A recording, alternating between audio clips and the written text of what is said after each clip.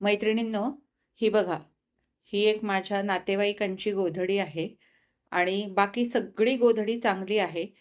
परंतु हा बघा, इथे हा मधलाच पॅच फक्त हा विरलेला आहे. तर आता याचं रिनोव्हेशन मला करायचं आहे आणि त्यासाठी मी एक इथे कपडा जोडणार आहे. आधी राऊंडमध्ये कापून घेणार ताटाच्या सहाय्याने आणि तो चारी बाजूनी त्याला स्टिच करणार आणि वरून त्याला एक बेडशीट लावणार आहे. तर इथे माझ्याकडे ही जुनी ओढणी आहे. त्या ओढणीचा मी तिथे पॅच लावणार आहे. तर हे रफली असं मी आखून घेते. परफेक्ट यायला हवं असं पण नाही, थोडंसं इकडे तिकडे झालं तरी आपल्याला काही फरक पडत नाही. असं अगदी थोडंसंच मार्किंग करून घेतलं आणि याचा आता मी गोलाकार काढून घेणार आहे.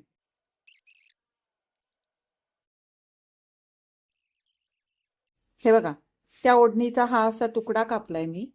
ॲक्च्युअली हा गोलाकार पण नाही, मी अंदाजानेच कापलाय आणि ह्याला टीप बीप मारायची काही गरज आहे अशातला पण भाग नाही. आता हा पॅच मी त्या गोधडीला आधी जोडून घेणार आणि मग त्याच्यावरनं बेडशीट लावून ते कव्हर करणार आहे. तर साईडनी कव्हर नाही केलं तरी चालतं, डायरेक्ट हा त्या गोधडीवर ठेवायचा. जिथे फाटलेला आहे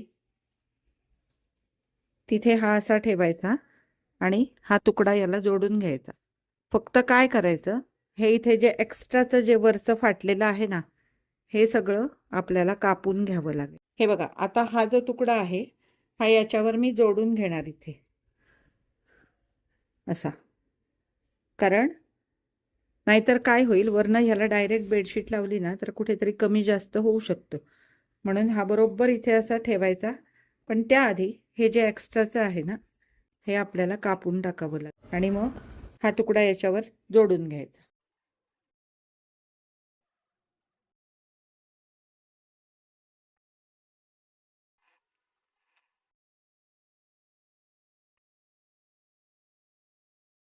आता या शिलाईच्या बाहेर जो एक्स्ट्रा आहे तो सगळा आपल्याला काढून टाकावा लागेल.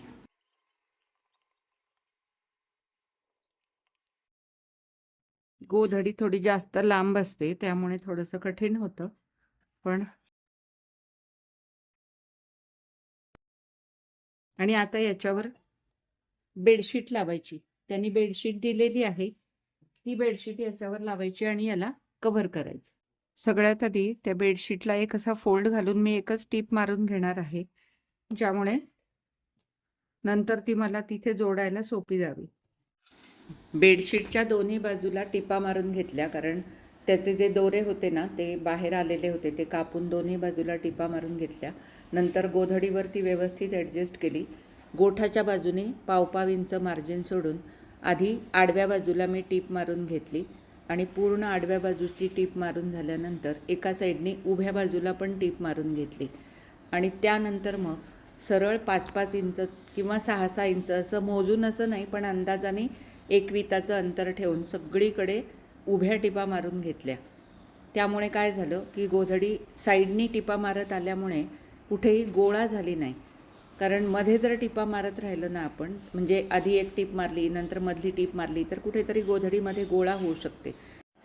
त्यामुळे मी आधी साईडला एक टीप मारून घेऊन त्याला लॉक करून घेतलं आणि नंतर मग एकेका विताच्या अंतरावर त्याच बाजूनी टिपा, आतल्या बाजूला टिपा मारत मारत मी जवळजवळ 6 ते 7 उभ्या टिपा याला मारून घेतल्या, ज्यामुळे ती गोधडी पण व्यवस्थित होईल आणि ती जी बेडशीट आहे ती कुठेही गोळा होणार नाही.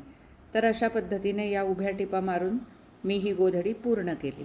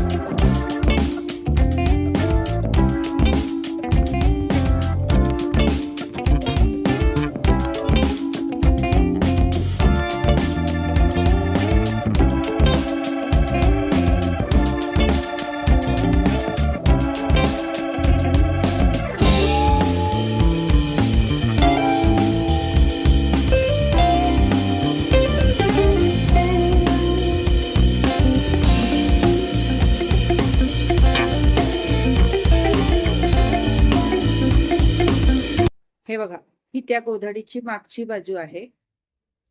तिथे वरती उजव्या कोपऱ्यात तुम्हाला थोडीशी चुणी दिसत असेल.